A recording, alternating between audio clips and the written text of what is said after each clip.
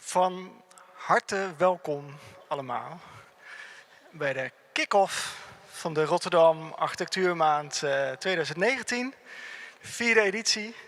We hebben er ontzettend veel zin in en we zijn erg trots op deze plek, mag ik jullie wel vertellen. Dus fijn dat jullie met zoveel mensen zijn gegaan.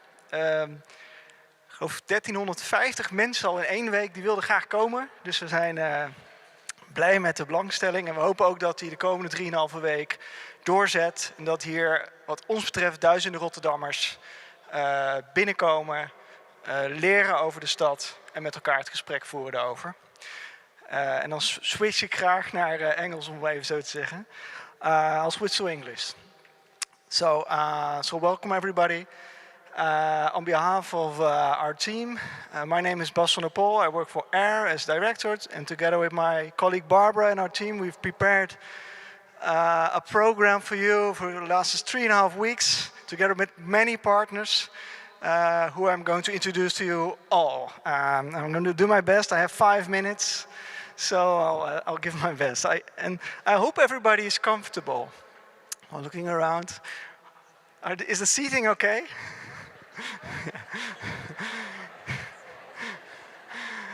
It was specially designed.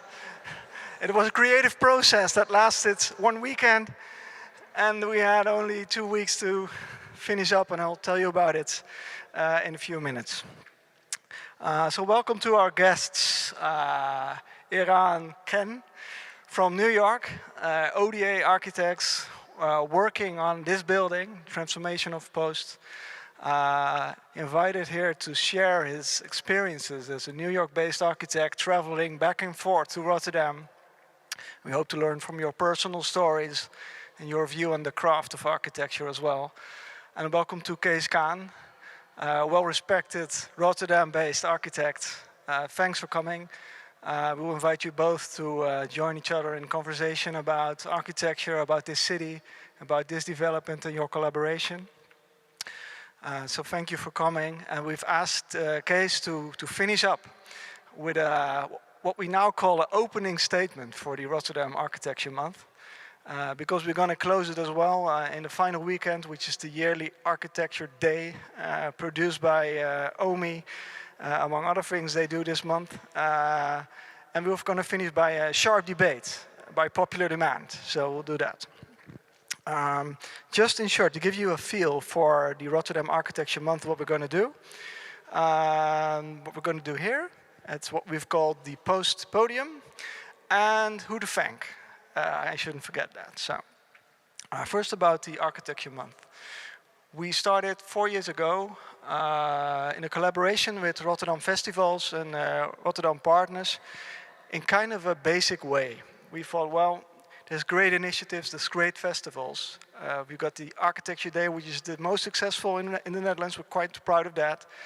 We've got the rooftop days, and people crowding on top of roofs, crowding into buildings, learning from the stories behind them through many programs. We already have that in Rotterdam. It's not something that we have to create. So we said, well, let's do a light coordination of that, right? To coordinate the calendar, so make sure that people perhaps can collaborate. So that's why we started out, to communicate a shared calendar, so people can perhaps learn from each other and new people can join in.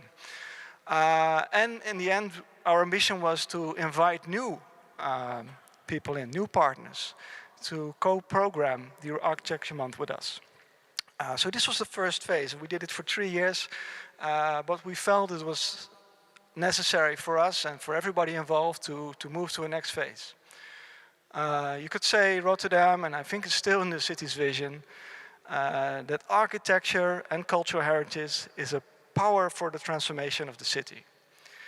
And if that's what we state, and if that's what we convince it could be, we then should do more than just celebrate architecture or celebrate the built environment. We should learn together, we should explore new avenues, we should get inspired, we should debate on the future of the city.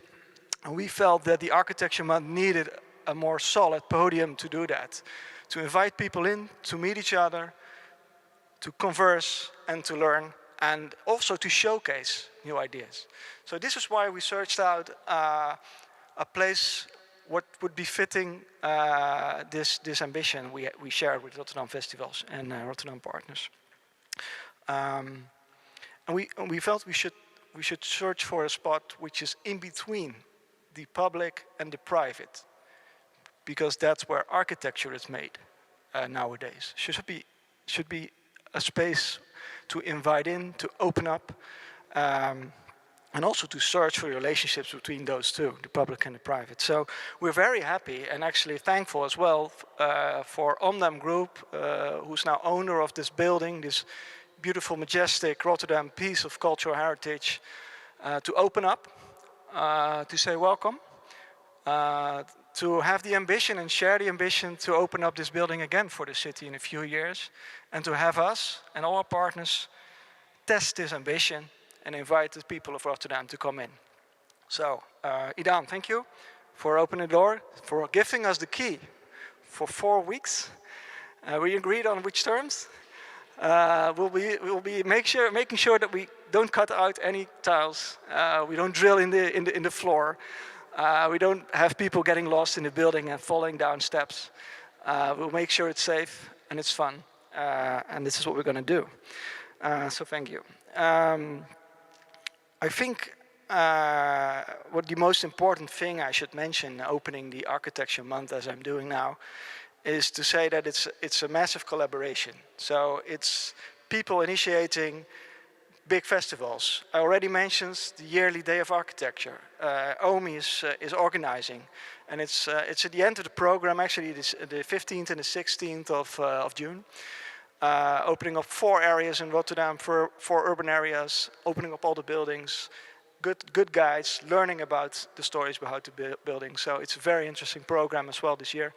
And mainly I think my curiosity would be the Rijnhaven, which is new in the program this year. So collaborating with Peter and his team to have a debate on how these areas in Rotterdam that are on the old city axis, how they add up and make a better city. So the inner city, single developments, right through Hart van Zuid, across Rijnhaven with Feyenoord City on the edge a bit.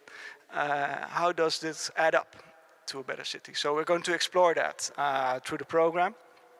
We have rooftop days, which is next week already, which is up to 20,000 people, and we counted it as one event. So we have 50 events, and the rooftop days are one event. But if you push the button and it opens up, it's 50 events in itself. So it's a great effort by Leon van Geest and all his team to organize this and also address the opportunities that are on the second layer of the city and how to develop it into a sustainable and even accessible part of Rotterdam. So it's a very interesting part of the program. So you might say these programs are using the city as a podium. And there's many others. It's the restart of Talks About Architecture, a celebrated series of international architects talking about design, about materials, about the cultural part, the artistic quality of design, and many others. Parfum de Boom Boom will take us everywhere underground. Urban guides will share stories, and you can tag along, explore the interbellum on the Koolsingel and everywhere. So it's a big program. You should really visit the site. And within this podium, we said, well, we'll focus on the layered city. If Rotterdam states that we want to densify, we want to build the future city within the existing city, then we run into all kinds of opportunities and also issues. So it's the layering of perspectives, the layering of needs of people, the layering of qualities, and we have to find out how to do that, to be proud of what's there and to build on that. So we're going to talk about our cultural heritage, what I already mentioned, the urban area development that you can see here. We're going to explore the vertical side of our city and how high-rises are innovated.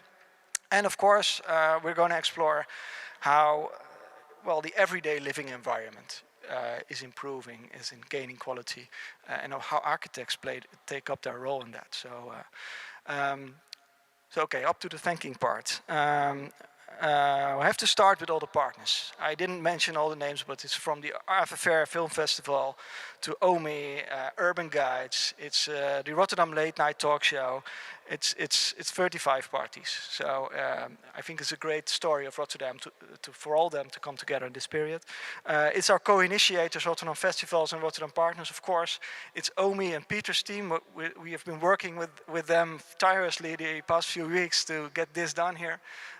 Peter being the artistic leader and remembering us that, yes, we ask designers to do something here, so give them the space, even though we have 1 week left.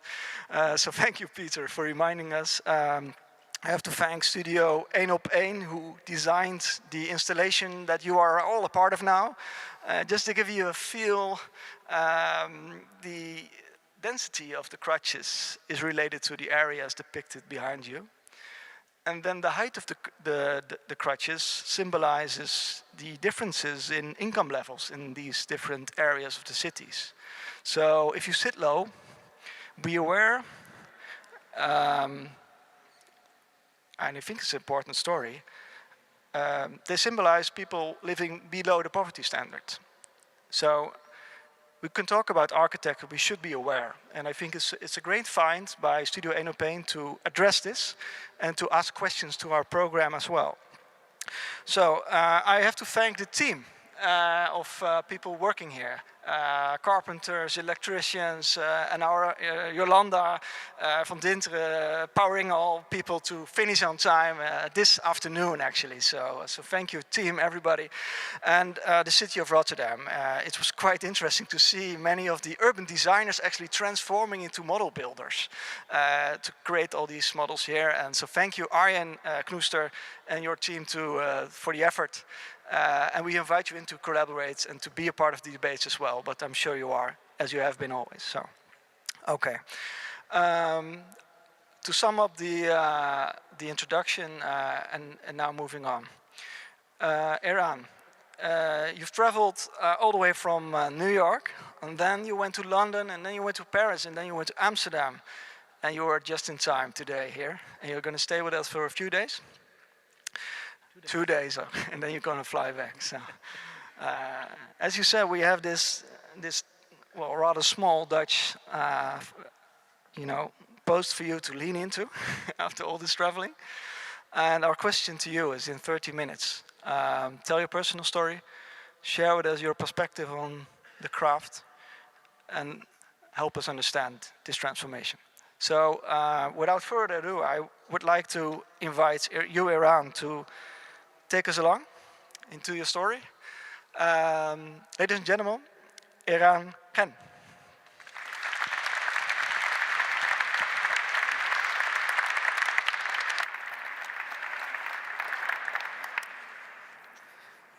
Thank you. I was saying that this is a very Dutch stool because it's thin and tall. In America, it's going to be big and low. Well, it's a pleasure to be here today and speak to you, Rotterdammers, as a New Yorker. I couldn't think of a better place to start the Architectural Month than right here in this great hall, in this great building.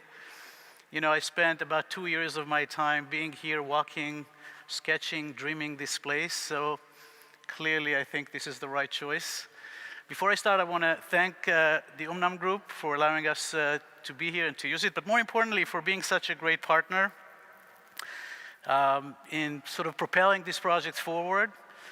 Special thanks for David Zisser, who owns Omnaam Group, for his leadership and its passion and its vision. I don't think he's here today. But there were so many junctions along the way that the Omnaam Group could take a different path, and they chose to do the right thing. So I really appreciate that. Thank you. And I am full of confidence that you guys, David, Idan Sada, who runs the show here, and the entire Omnaam Group is going to deliver and execute without compromise one of the most ambitious projects in the city. So thank you for that. I also want to thank the city of Rotterdam for all of you to being so welcome, to Odia and myself, to the committees that we spend really amazing time together, kind of visualizing the future here, Anne-Michel and the Beauty Committee, and Arjan with City Planning, and all of the preservation committees. And I also want to thank our partners, Praxma and Roos, who is here, and Ebite, that helped us to vision this. Now, there's great chemistry between our cities, New York and Rotterdam. Both cities share this kind of unbelievable resiliency and this ambition that never dies to live, to grow, to sustain itself, which makes it so dynamic and also so attractive to people. Not too far from here, Hotel New York is where immigrants from all over Europe used to sail from the gate of Europe to the gate of America. And Dutch communities came to New York and built the Lower East Side, downtown Manhattan, Brooklyn, Bronx, even Harlem. I don't know if many people know that. I am sort of an immigrant to New York myself. I grew up in a small town. It was sort of a working families town, and our house complex, our building complex, was basically composed of 3 sides of row houses, creating a U shape around a courtyard. And all of my memories as a child was from this courtyard. I remember that I used to come from home and play, and my mom would come home at around 5 o'clock, and she would make dinner, and she would go to the balcony, and she would call me.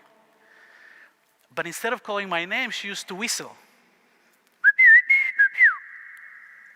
We had a whistle. But we're not the only one. All of my friends and their family had their own whistles, and around 5 o'clock, the courtyard would be filled with symphony of whistles, and we would know the day's over and it's time to go home. It's like an ancient ringtone, you know?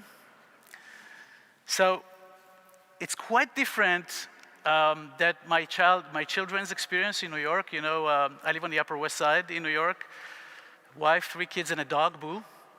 And about a month ago, I took my youngest son to a play date. You know what a play date is? When the parents are arranging for the kids to play. Otherwise, they don't meet. So as we're walking down the street, we're on 70th Street, my kid says, "Hey, Daddy, where did you used to play when you were my age?" And intuitively, I just said, "I played in the street." And he literally stopped, he looked at me and he said, "Daddy, were you homeless?"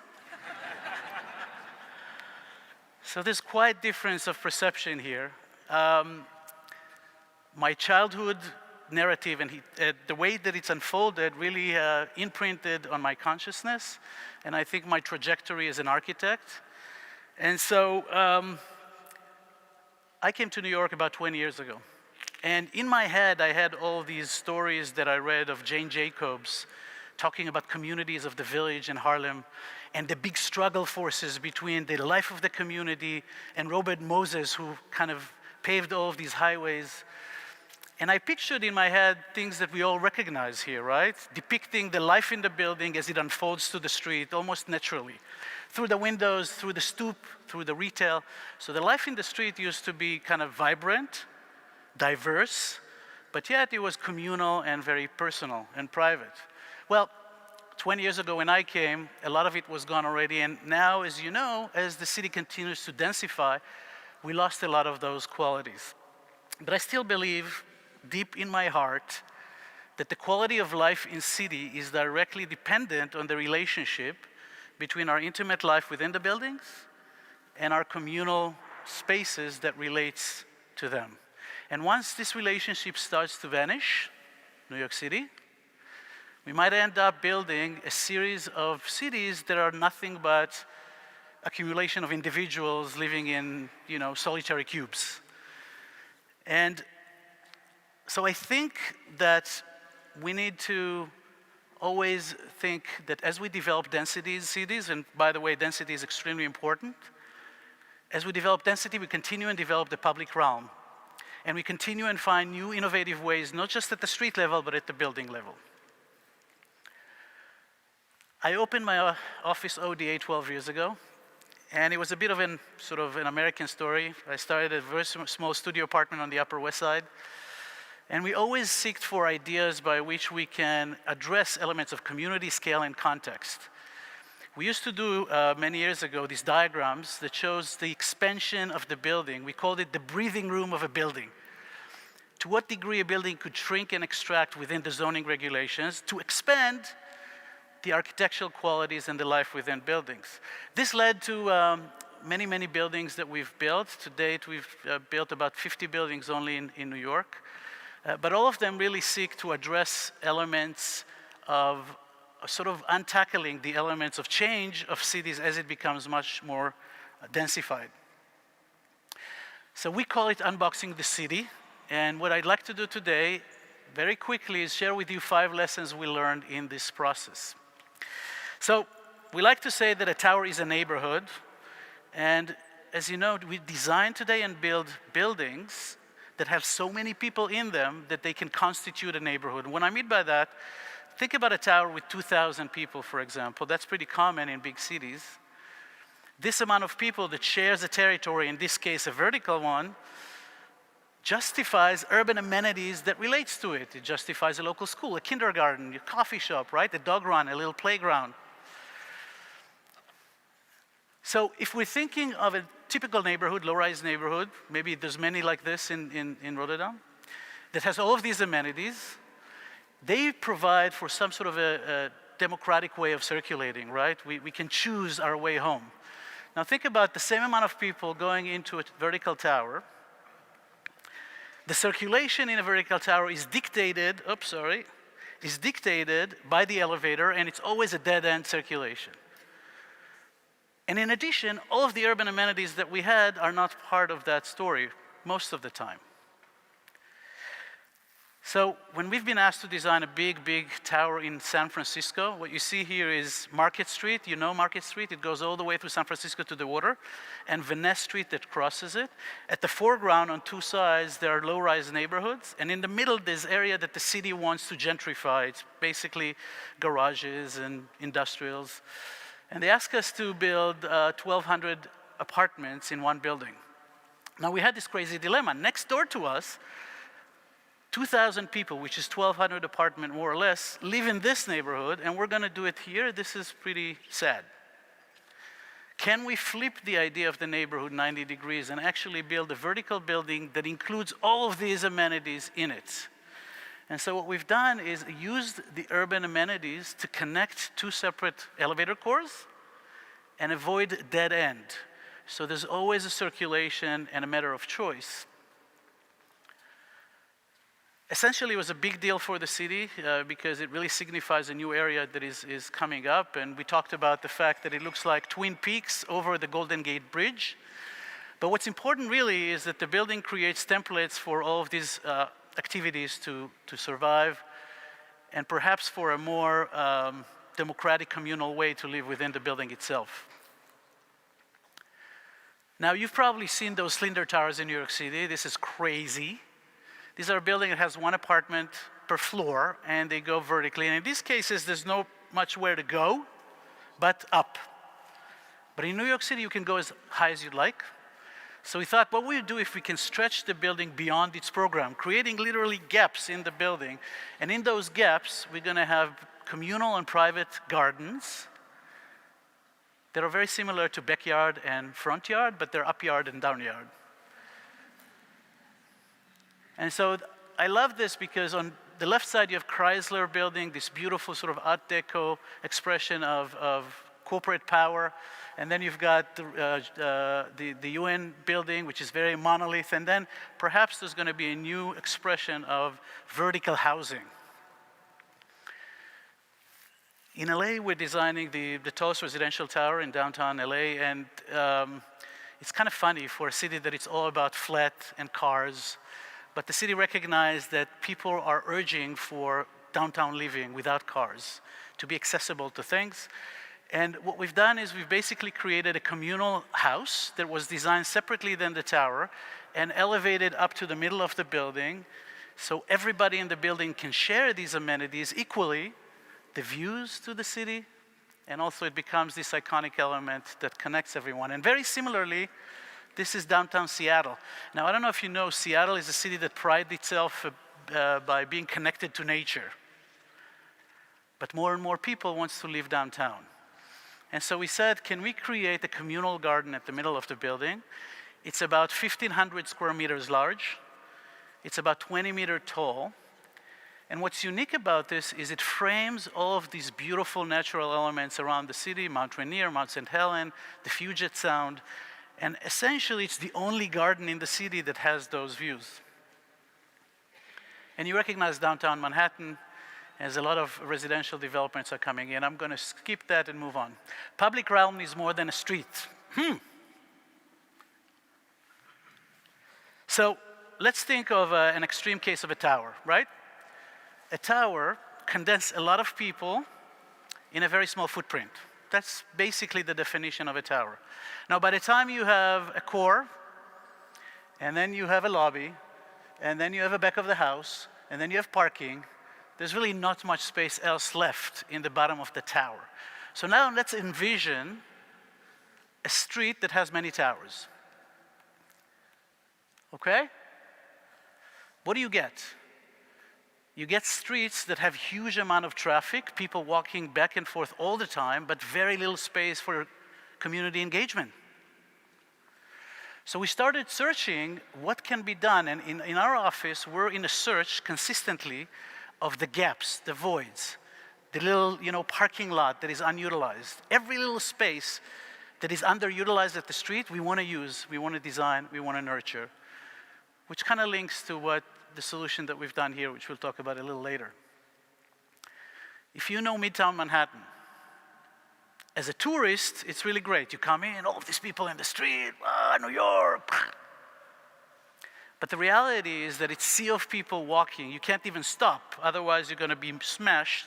And there's very little place for communities to form and survive. And that reality is pretty gloomy.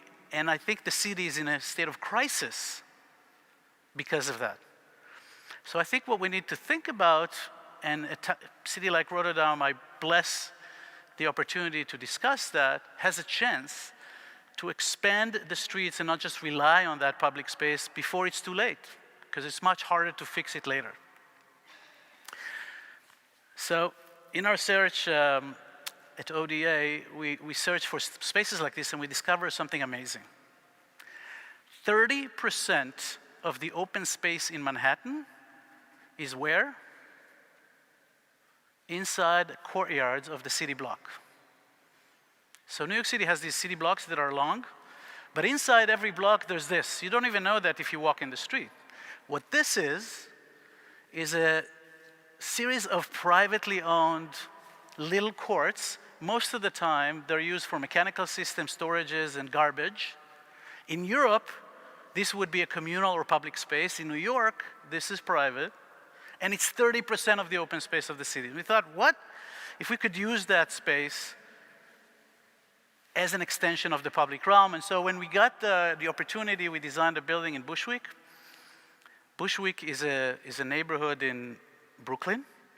It's one of those gentrified neighborhoods that has a lot of layers of historical communities, and it's becoming the place for the newcomers, the tattoos, the beards, the bars, the artists.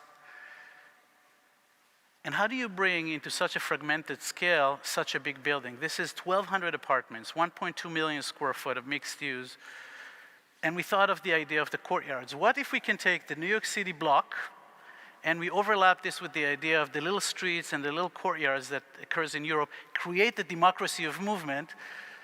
So what we've done is we've basically demapped the center street as a public park. It's open to the entire community. And then created 5 interconnecting courtyards that are open to the entire community at large. This is half of the building after it was built. Now the other half is built. The roof is a green roof, and it's 6,000 square meters of communal park. Now these courtyards that I was talking about, they're highly curated, not just architecturally to bring light, but also programmatically, so people can actually enjoy them. And what I love about this is that the private life that we have in this building connects directly into the communal life that it's part of, which is kind of what I said in the beginning. About 2 years ago, I created a non-for-profit organization called OPEN. OPEN stands for ODA, which is my firm, Public Engagement in Neighborhoods. And the idea was that we're going to collect money through friends and family and whatever, and we're going to reach out to artists within the communities by which we work and reach out to them to create art within our projects. The result of it was a series of 15 mega murals done by hand by these local artists, telling their own story, imprinted in the building itself. And that really became one of the biggest art collection in New York City for public art. We placed them in single-loaded corridors, you can see here, to improve the connection or the visual connection. And you can start seeing how that plays out. So a residential building is much more than just a place for people to live. It's a place of engagement. This is supposed to have volume, but if it doesn't, sound? No?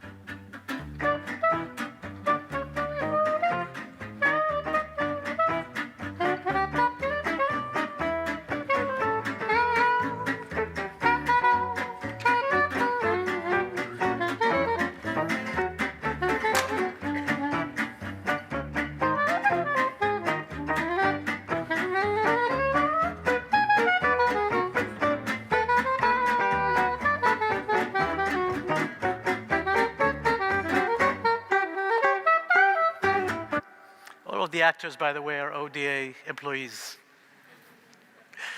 But we keep up with the people who moved there, and one of the fascinating things about this is 20% of the apartments is affordable housing. So it's about 250 units within this building that are regulated by the affordable housing program of the city, and they're dispersed equally, both horizontally and vertically, everywhere in the building. And it's quite amazing how well it works. And I want to say that I think the program of incorporating affordable housing within as a percentage of projects around the city is a brilliant idea to create cities much more equal and accessible to all. Another example, before I go another example, these are the old formulas that we know for social housing. New York City has a lot of them. And that's a formula of disaster. This is, we all know what this brings. We just completed 3 towers in Williamsburg. Williamsburg is right on the East River, right by the Williamsburg Bridge right here. And those 3 towers have 750 apartments, 20% of them affordable housing. It's spread both horizontally and vertically. And so you can basically rent this amazing apartment, everybody's dream, views to Manhattan, right on the water, for let's say $3,500. And next door you can have exactly the same apartment for $600. Everybody shares the amenities, and clearly it's a big city overlooking, look at the pool, overlooking the Williamsburg Bridge, quite amazing. And we designed this tower in a way that every apartment is a corner unit. So think about this. From a studio to a bedroom to a 3-bedroom, it's all corner units, which gives this building its shape and its dynamic form, and also create outdoor spaces that collects water. And we like to say that this building is about quality and it's about equality. So we're kind of proud of that. Mixed use is a new outlook. I just want to say we all know by now that there's a lot of people who want to live in a mixed use neighborhood. People like that next to their residential buildings, there's also kind of a little office, a little this, a little, and that's great. It's more walkable, it's more sustainable, it's the right thing to do, it's 24/7. But I think that when we start combining different uses into one building, it becomes really interesting. Because we as architects and planners, and et cetera, we are forced to create these different uses to adapt to one another in a way that they're not used to adapt. And maybe that's a better expression of the way we want to live our life when they're changing based on the form of mixed use. For example, this project in Atlanta, we designed it to include 2 residential towers, an office building, retail, performance center, and a museum, all as one big complex. So when we started doing it, we realized that each one of those programs has to change. They couldn't stay the same way. The museum on the left, from a freestanding building, became basically a landscape and hardscape, right here on the left, that serves the entire community of the building. The performance center is this cantilever that creates the gateway to the entire thing. The retail is this tiered area that is looking into that courtyard, and the residential amenities are within the building itself. It's sort of a whole new neighborhood.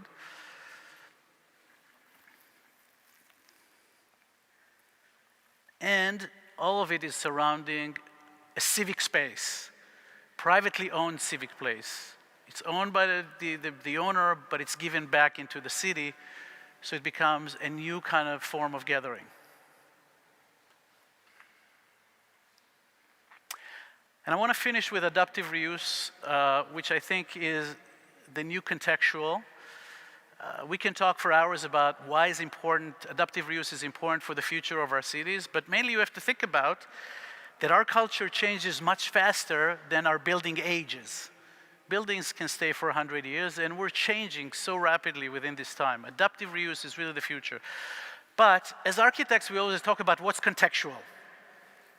And we talk about physical things, materials, penetration, scale. These are the things that make a building contextual. So why are we building so many generic buildings that look like anything else everywhere in the world? Because our world becomes so global that contextuality to little architectural things is not enough. What I think is important is that the narrative of people in a certain place and time and the ability of architecture to tell a story is going to be much more contextual, because that story only belongs in a certain place. It cannot go anywhere else. Two examples. The first one is a building in Brooklyn, in Dumbo, also on the water. Used to be a factory. Best location, probably the ugliest building you've seen. And it's landmark, in a landmark neighborhood. Not Michel. We recognize the story of the building is quite interesting. 3 facades are original, but the facade in the middle that you see is a later infill. It was actually done when half of the building was demolished in the 20s. So we said, why can't we replace this facade with something else? This used to be, a sugar refinery factory. So can of sugar would come in from Brazil. They make a grain of sugar, go up Chicago. And then we proposed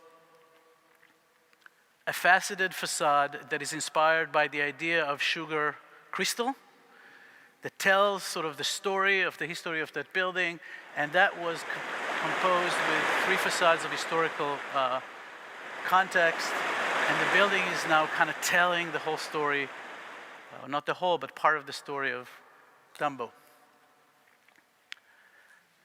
It was recently leased to a company from New York for the highest dollar amount per square foot ever in Brooklyn. So there's attraction of people to be associated with buildings that has a story. This is the other facade that provides the entrance from the historical context, and here you see it at night. And here you see it in a movement. We like to say that the dynamic movement of the facade reflects the dynamic nature of this neighborhood. Which brings me to, last but not least, this amazing building right here. And there's no better explicit story about adaptive reuse than just this place, the old post office building. This is a story not just about a building, and not just about a neighborhood, but it's a story of a whole city. It's a city that in the 1930s was extremely strong in trade and had this amazing ambition to lead Europe in trade. And they said, oh, let's build this amazing avenue of the people. We'll call it Kulsingel. And then let's build 3 amazing buildings on it that represents our culture. Let's build our civic structure. This is the City Hall. Let's build the post office building, that's connection to the world. And let's build our World Trade Center to represent how rich we are. And it's also a story of how this dream have collapsed to the ground in World War II, where the whole city was bombed, and miraculously these 3 structures remained. Smart Germans. It's also a story about a civic place, this hall, that used to act like a beehive of people. Hundreds of people came in and out, workers, people going selling a telegraph or getting a mail. And an urban story about how Kulsingel can become the avenue of the people again, with Eran and many other that are going to transform this into a green avenue, and with buildings that would bring people together and connect between different neighborhoods that maybe now are disconnected. The monolithic nature of this building would remain, but it's programmed inside this courtyard, surrounding by retail on all sides, restaurants, bars that are going to be affordable, so everybody can use them. Connecting into the back courtyard that would be, again, coffee shop, inviting, that would resonate to the outside streets, and we create activity 24/7 with different programs supporting the public realm: housing, hotel, retail, conference center. And at the end, it's a story about these two magical halls. This one, the historical one, and the one that we're saving at the back that used to be the delivery, the loading and unloading of the trucks, that now will transform again into a public space, connect the two together, and connect all the way from Coolsilgale to Rotterdam, bring these two civic rooms back to the people of Rotterdam as a place of celebration, as a place of community, as a place of scale. And you can see how the new tower with this mega structure would land in a way that allows lights to come from its side and wash the surrounding walls around it. And it's you face in Rotterdam, facing into Timmerhouse and the Museum of Rotterdam that is a bit forgotten. And at the end, it's a story about fragile tower that takes its inspiration from this building, but as opposed to being so heavy and monolithic, it's light and fragile and open, and it expresses life in city. It creates sustainable elements like confusing the wind and collecting water. And I believe that the building tells an honest and authentic story that forever would be contextual to Rotterdam. I don't think this building would ever be built anywhere else in the world.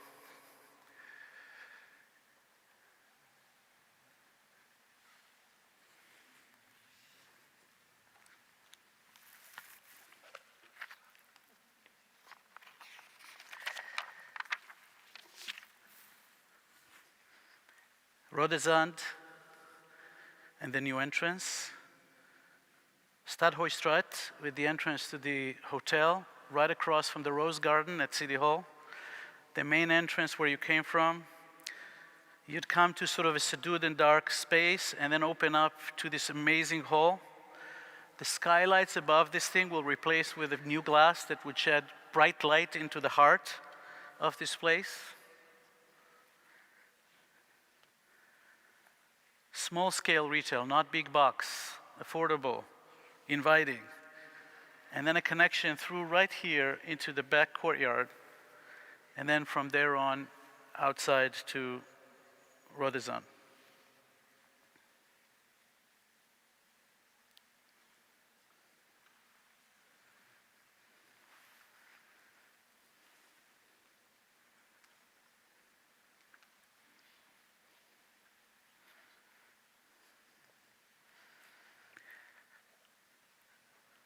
I hope that the design of the building, the way the base relates to its historical counterpart, and the post office kind of horizontally connect to everything, really tells a story about a tower that was born from an historical building.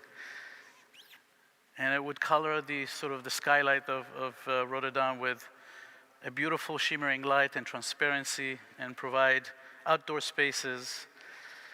And I just want to finish with something I wrote, that it was said, and sometimes it was said about Rotterdam with a trace of criticism, that the eclectic style of its building reflects its lack of particular character. Well, in our modern society, style is not a measure of culture. What signifies vibrant culture is change, and a constant developing of narrative, a transparent story of people, place, and time, and a constant balance between density, sustainability, and the public realm. No wonder, therefore, that Rotterdam is one of the most exciting cities in the world today, and I am so proud that I can make a small part in your story. Thank you.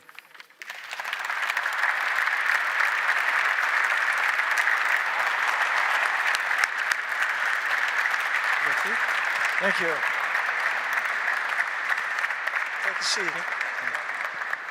Kees, please join us.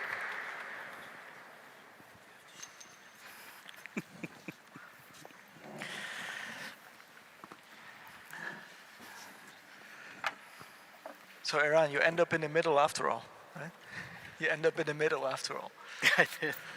So everybody's still comfortable?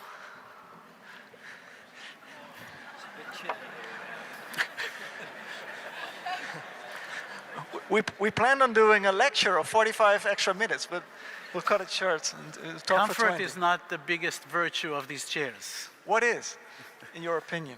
About the chairs? Well, I love the idea of expressing the social, economical state of the people of Rotterdam through this installation. And I like the fact that it makes people a bit uncomfortable.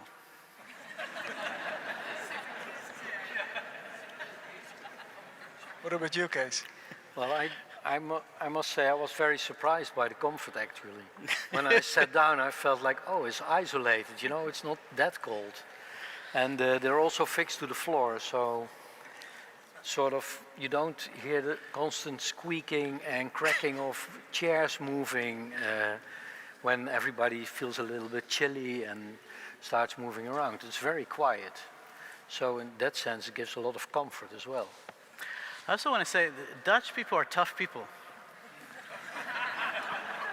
You should elaborate now. You pull this thing in New York City, after 5 minutes, everybody leaves. You guys are resilient. This is... So about tough people. It was interesting to, when we invited you, we posed a question, who do you want to meet? And then we got back through all these people in between. That in the end, you wanted to meet Kees. And Francine Huben as well, I think, right? Right. But she couldn't come, so she's traveling. But you wanted to meet Kees, and I dug into that a bit. I explored a bit with Aidan and with the people from the municipality in Arjen. And in the beginning, you weren't that good friends, right? So, and now you sit here. So could you please, Kees, just elaborate a bit? You're not only an architect and a teacher, a professor, you're also a supervisor, right, for the inner city of Rotterdam. And it's a critical advisor, a think along, to struggle along, right? Sometimes I'm allowed to take part of discussions on projects, and then I'm trying to sort of imagine everybody's position and everybody's idea and trying to have empathy, but I'm also thinking from the interest of the city, of course. And this time I received a phone call from the city, and they said, Peter Spakman, process manager, he said, yeah, maybe it's good if you already take some time in your agenda for this project because it's going to take a few sessions. It's not going to be one talk. It's going to be more. And I said, okay, what is it? Well, it's that project. And then I said, okay, let's go there. And I have to admit that when I heard about this project, I thought, oh my God, this is going to be difficult because, like you said, Eran, the coal signal, there were 3 buildings standing after the bombing. 2, well, actually, I think all 3 of them are monuments. Well, in a couple of years from now, 2 of them will bear towers on their head, which says something about this city, I think. And so when I was invited to come and have a look at the project, I thought, okay, why does this tower have to be here? You know, there's so much space in the city. Why exactly does it have to be here on top of this building? That is, of course, that was my first feeling. And then I arrived in the meeting, and we got everything explained, and we got the project explained. And that's when I understood that the fact that a tower was possible on this building was already in the B plan of the city, so in het bestemmingsplan. So it was already a given fact. The building was marked with a spot that said you can put a tower on this building. So that was a sort of starting point for the discussion, for the talk with Oman and with Eran on the project. You want me to continue? Yeah, take us along. Yeah. It's an interesting insight, right? So then you can then start. You can then bring up whether or not it should have bear a tower or. But when the fact is there, when it's the owner of the building has bought the project with the possibility to build a tower, and this is already a given fact, then it's better to enter the discussion with the idea how to do that then in such a way that it sort of generates a synergy, that something really good comes out of it. So that's what I did, that's what I decided. So I decided to put my first sort of question aside for a moment and see whether this was possible, whether it would be possible to enter in a dialogue and to see to get what would be feasible in this project. So that's sort of the introduction to the story, you could say. Well, I'm interested because we visited your firm, which is on the water as well, and we looked out the window and you said, well, Rotterdam is a layered city, right? So we were browsing these buildings, one after the other, that appeared on the waterfront. You said, well, Rotterdam's a layered city. And then you said, well, it's a vital city. We don't have to be afraid of it. We just have to accept that it's space to experiment, but we have to go for it and push back and go for the debate as professionals. So is that perhaps part of your story underneath, that you said, well, let's go for it, but I'm going to push back? Yeah, it definitely is. I mean, since I started working in Rotterdam, before I started in Rotterdam, I had something like 10, 15 years in Amsterdam, which is a completely different city, as you all know. And we started at the Boompjes. The building is gone now, so the building in which we had our office is demolished. That also happens in Rotterdam. But I was looking at the river every day. And I saw the Red Bridge was there, the Erasmus Bridge was almost finished, the Hoge Heer were built. You know, I saw building by building, all on the river side and on the land side, the water side and the land side, you could say, changing the city around us, because I was in this glass box looking at it every day. And very often I thought, whoa, this is a big change, you know, another tower op het Wijnhaveneiland and another one. And then I thought, this is quite something, but it taught me that every time something came, within a week you already forgot what was there before. That happens when a building gets demolished very often. It's almost that you cannot imagine it anymore, but you also get used very quickly to the new projects. And of course there have been accidents in Rotterdam in the last years in terms of, say, projects that maybe could have been slightly better. But I think there's also been a lot of very nice projects, very good projects, and in general the city is becoming more and more vital, dynamic and interesting to live in. It's a very nice city to be, Rotterdam, and I know that 20 years ago it was really much more boring and much less interesting. So I have learned from all that, I have learned to put my prejudice a little bit aside and to look at things in a bit more open way. And when the cruise boat enters the river, or it docks at Wilhelmina Pier, or another big vessel passes by, I also sometimes think, Han Michel, did you approve that this vessel is docking here? And are the balconies on the cruises all designed properly? I don't know that, because it's there, yeah, no, on a weekly basis.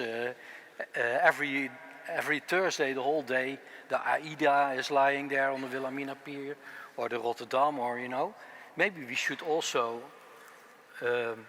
scrutinize those ships, of course. Architecturally, I mean. So this is not to make fun of it, but it's something, since I'm part of this community, Rotterdam, and since I was in the Welstand and the Hoogbouw and all these committees that talk about projects in the city, I learned a lot.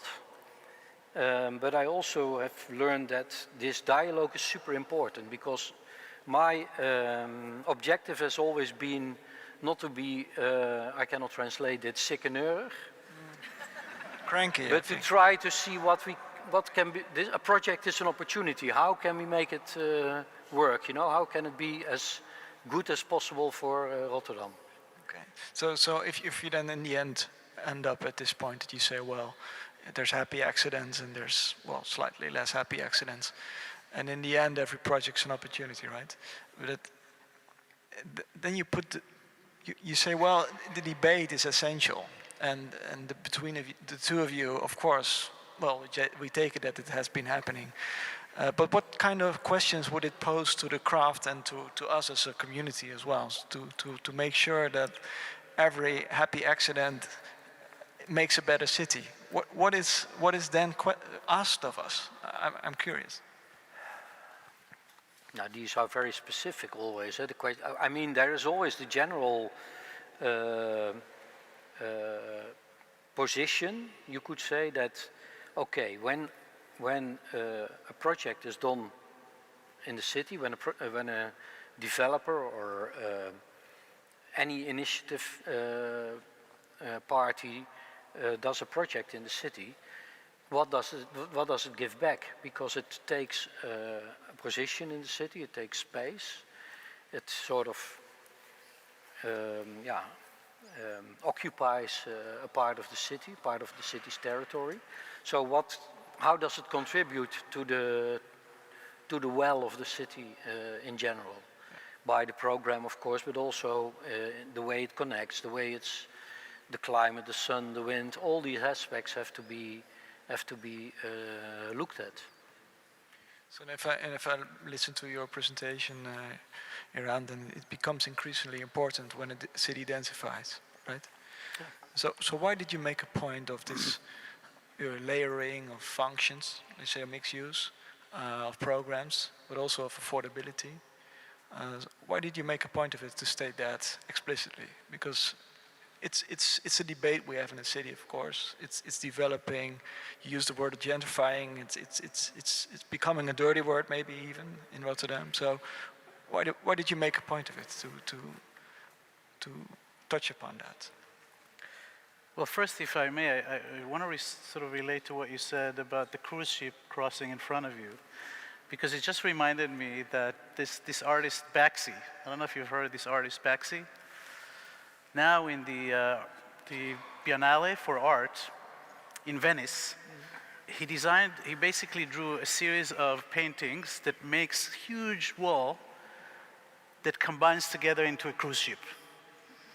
And he basically presents this idea of these cruise ships are taking over Venice. And the cops would push him back and forth from the street. Nobody liked that idea. But if you've been in Venice lately, you're like in this city frozen in time, and all of a sudden you've got this mega cruise ship crosses. So I think it's a very interesting point about the cruise ships, because what we don't want, I feel, is that our cities are gonna die because it's not dynamic and it's not developing, it's not going anywhere. And that's what happens to Venice. It becomes a playground for adults who are coming in to visit. And there's other cities that I can think about that are heading that direction. There's more tourists than people that are actually living in the city itself. So my point of view, and maybe that's sort of being a New Yorker, cities has to develop or die. It's not so much a matter of choice anymore. Now, there's clearly risk in development because you're not sure what you're gonna get. But I have to say that the process that I've seen here the scrutiny that I've seen here in this process, I've not seen anywhere else in the world. In New York City, just as or generally speaking in America, you come up with a plan, let's say that it's a protected area, you go to one presentation, you present it, you get comments, you come back, here I address the comments, thank you very much, shake hand, good luck in your project, 3 years later it's built. Here I came in and it's like, the first time that Han Michel saw my presentation, it's like, who is this guy? I expected to come in, do a presentation, thank you very much, shake hands, bye-bye. So what I've learned though is that the Dutch way of taking decision and the scrutiny that it goes through, which might be difficult, might be long, allows so many smart people to have an opinion. And I think this allows you to make better choices. That doesn't mean that all of the choices are going to be great, as Kay is saying, but it allows you to make better choices. And I think that that's something you should be very proud of and never lose, because there's always going to be a power of development and money to grow faster, to get more approvals. Let's just go. And the idea of cities that infiltrate through this, through scrutiny, is very good. Now, the point that I wanted to make was that in the process of densifying, we sometimes tend to forget the bad impacts of these vertical buildings. And the bad impact is not, in my mind, shadow, and it's not, in my mind, views. It's not any of this. The bad impact is the killing of the community spaces.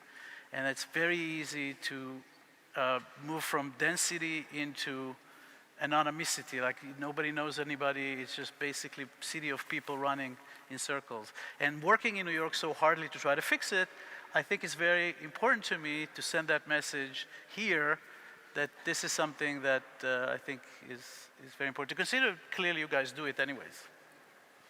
This is what you mean with the layer city case as well? Is it the exploration of these kinds of new challenges? Well, it's you can call layering or differentiation.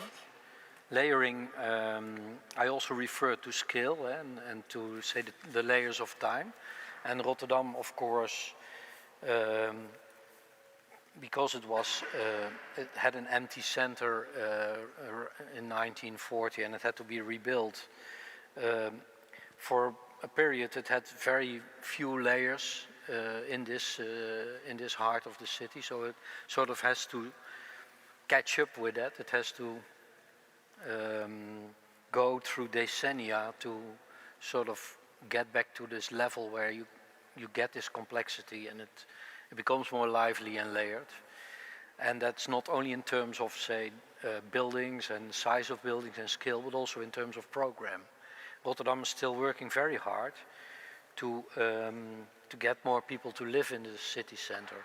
I remember this diagram that was published somewhere 15 years ago, the two bars, Amsterdam that had 60,000 people working in the city center and 60,000 people living in the city center. And Rotterdam had the same amount of people working in the city center, but only 30,000 people living there. And one of the missions, of course, of Rotterdam became to get more people to live in the binnenstad, in the center. And well, as it turns out, the strategy that is most obvious for that is to build towers, because there is already so much here. So there is not like you cannot do this sort of area development that you can do in the harbor area, where the city owns the land and you do a top-down master plan and you organize it with quality committees and everything, Riek Bakker on top of it, and you get a great area. In the city, people buy land, they buy buildings, and they come to the municipality with, can I do 200 meters here? Or can I do this here? Or can I do that there? And then they bring long foam bars, and then Arjen Knoester comes with his saw and he chops them off. And that's where the conversation starts. So that's a bit different way of making the city, of course. So now we have 3 weeks, right? So these foam models are over here. Normally they're up in the Rotterdam tower. So we made a point of it to bring them out and to have them here. It's what we want to test, right? If we have a space like this in Rotterdam and everybody's welcome, what could we find out, right? In sharing this, what you have shared with all of us. So I'm curious what you would, in 3 weeks, what should we find out? What should we learn? What should we look for? You want me to give my closing statement already, or? I can So do you it write it first, down. and then he says, Maybe you "Okay, have to okay, ask Aaron. I'm working towards that, Kees, but I'm seeing people on the crutches. It's 20 cold minutes. here, I know, but So keep that. Eran, and for your project here, the proposition is clear. You want to open up the building again. So we are testing it. So in 3 weeks, what should we find out? If it's up to you, what should we share? Which story do we want to email you? What should be in it? Where's your curiosity? Because the building is already close to being started to build. So where's still the curiosity if you want to have what you presented here? Well, as I said, I spent a good part of my time in the past 2 years in Rotterdam. I made great friends. I met a lot of good people.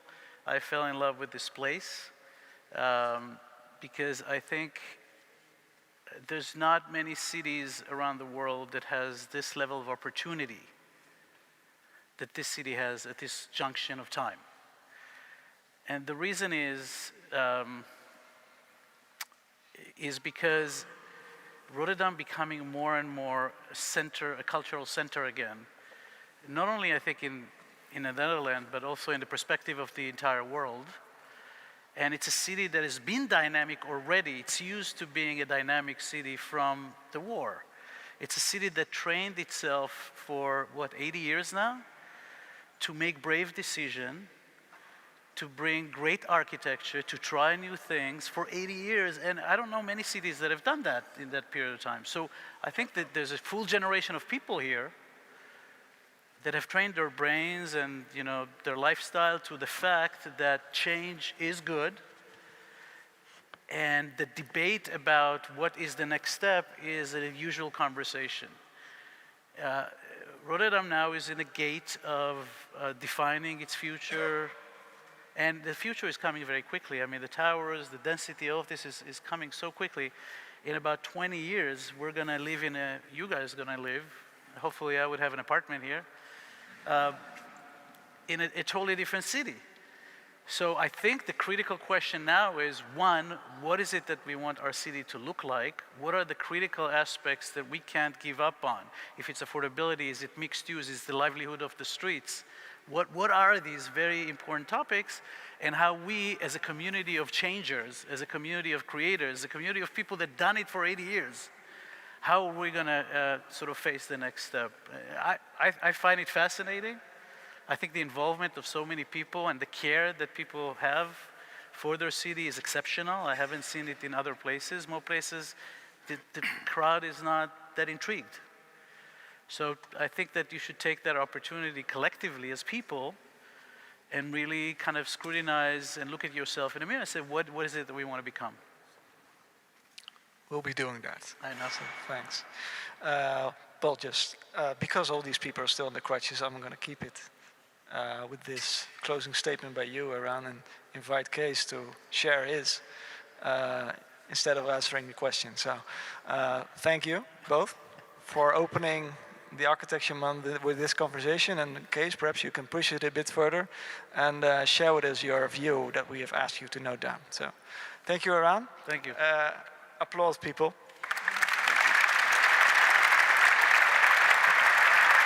right. Thank you. Thank you, sir.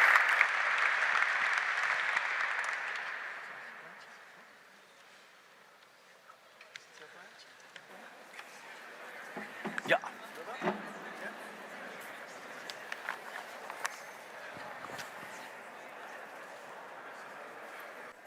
This morning I phoned Nanne de Roux. He is the leader and founder of Powerhouse company that made this render.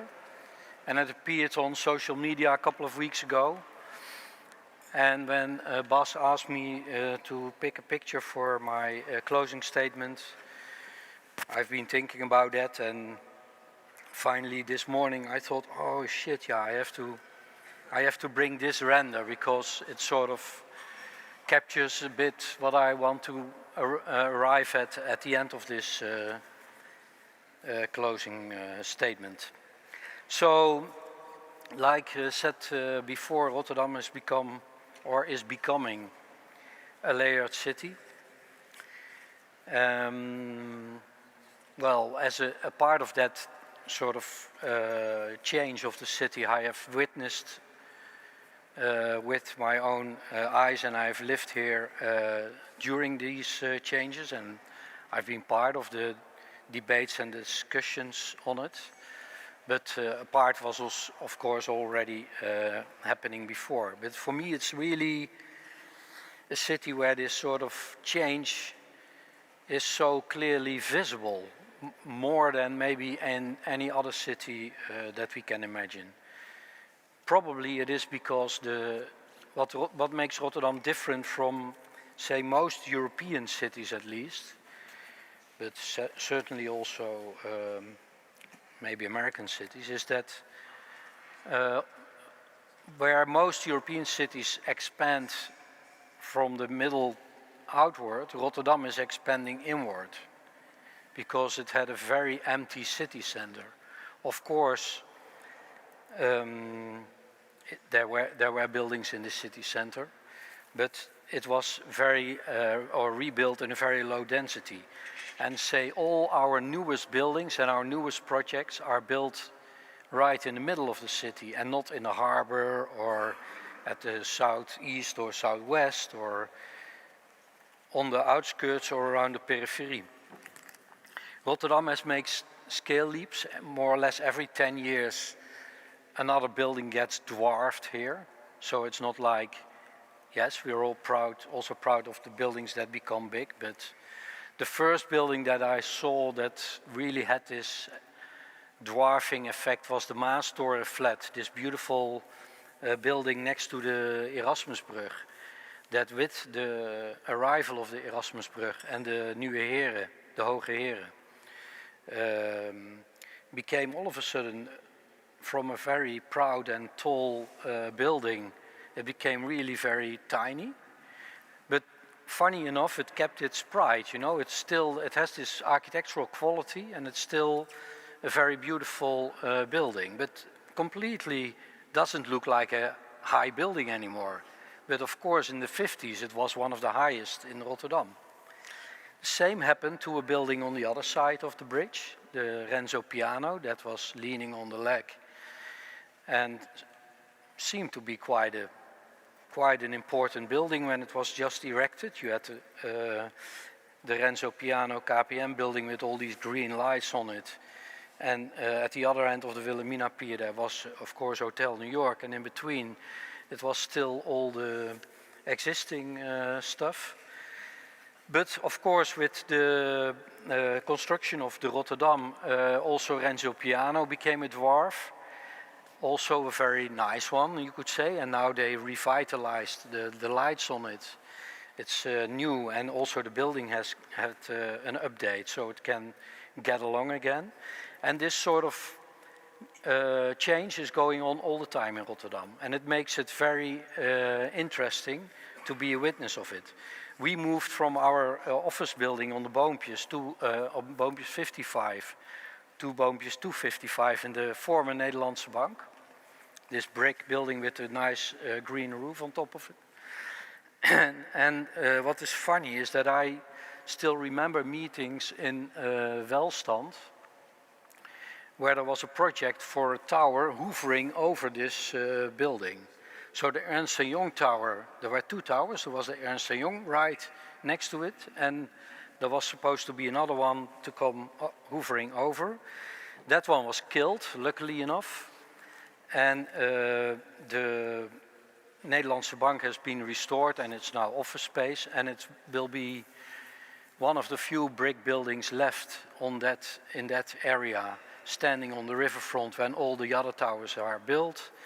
And we have our office there now. It's very nice to be in such an important building, which is low and which is very important simply because of its sort of nerksheid and robuustheid that it has. So this change is something very interesting in Rotterdam. Rotterdam can handle a lot. It can handle a Markthal, it can handle de Rotterdam, it can handle the Erasmusbrug, it can handle a couple of towers. I have learned that it can really absorb quite some ideas and projects, and it only makes the city better and richer. Whereas now I do the comparison with Amsterdam, it's inevitable. It's where I also started my office, so I have to say something about it. But I always explain the canals in Amsterdam as the first area development in the Netherlands. I'm not sure if that is entirely historically true, but basically the canals, of course, was a very good commercial venture for the city. And it was really developed and done in a very smart way, you could say. And Amsterdam has built this tradition of keep on doing that, with the islands on the east side of the city, going from Borneo and Sporenburg all the way to Haven, Eiland and Eiburg. So Amsterdam is sort of also on the south side, Amsterdam-Zuid, Plan-Berlage, later West and Buitenveldert. Amsterdam has this tradition for, say, the long stroke, master plans and expansions. While Rotterdam, because it was bombed and rebuilt very quickly based on a 3D vision of Witteveen that was executed in 2D by Van Tra. 3D was too difficult in Rotterdam, so they kicked out Witteveen, and the pragmatic people of Rotterdam chose somebody that accepted to do it in 2D.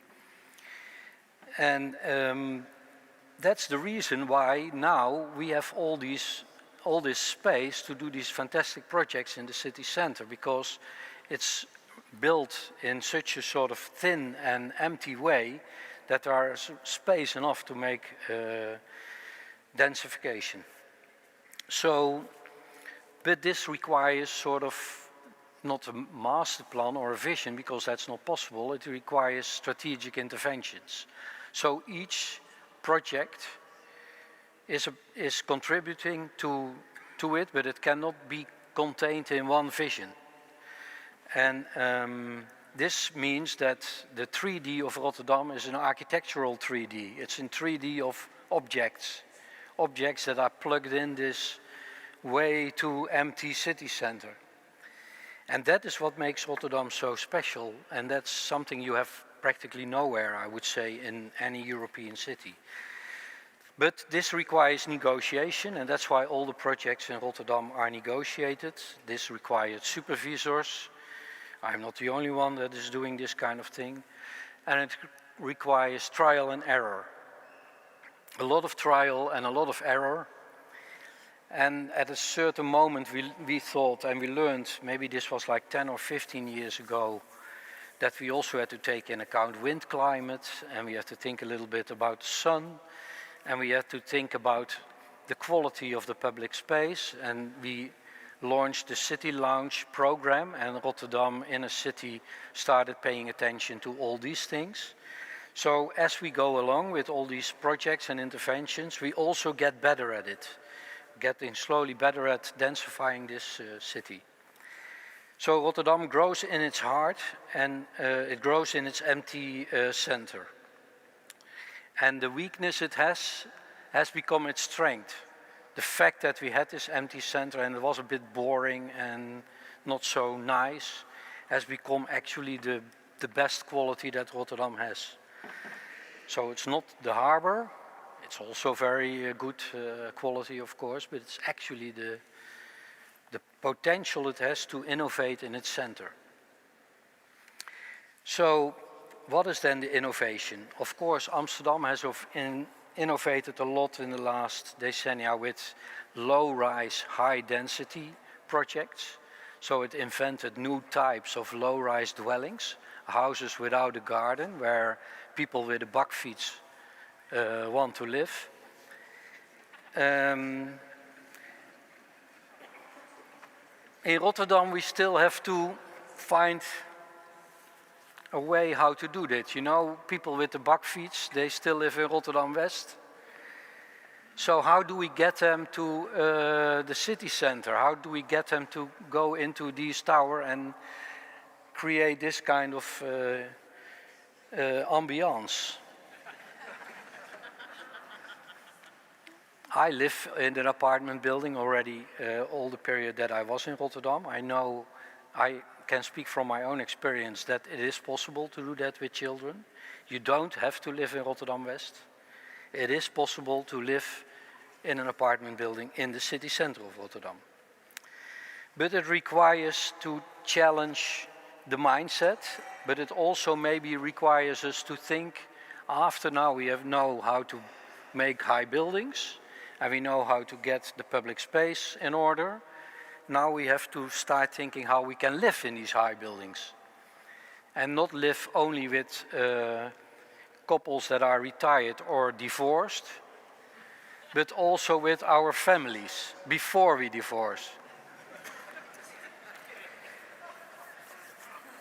So my message for the Architectuur Maand is to get different agendas of designers and the city and the developers and the investors together and ask this question, how we can make the inhabitation of all these buildings that are going to densify the city, whether or not it's towers or other big buildings, how to inhabit them in such a way. And Eran has shown us some examples, and he has shown us his inspiration, how it's done in New York.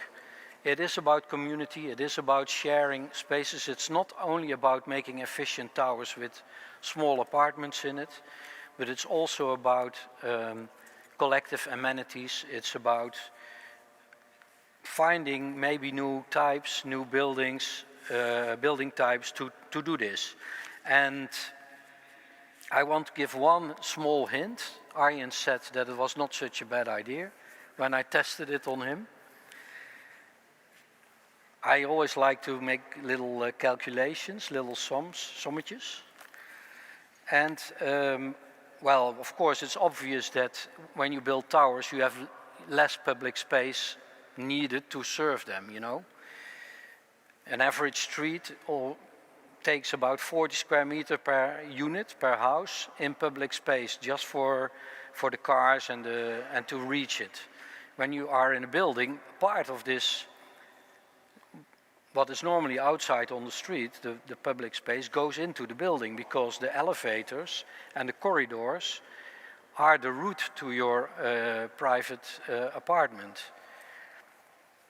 But the city, the municipality doesn't have to maintain it, and they don't have to pay for it, you know? So why doesn't the city then, if it's so beneficial for them to densify, because they don't have all that maintenance of all the streets in Kralingen and in Rotterdam West, and the trees and the parks that have to be taken care of, because we're all living in towers, there is no public space anymore. So why not ask the city then to also invest a little bit in these towers and help us to make this, these amenities? That is something I want to put on the agenda, or at least I want to mention and see if it can be done.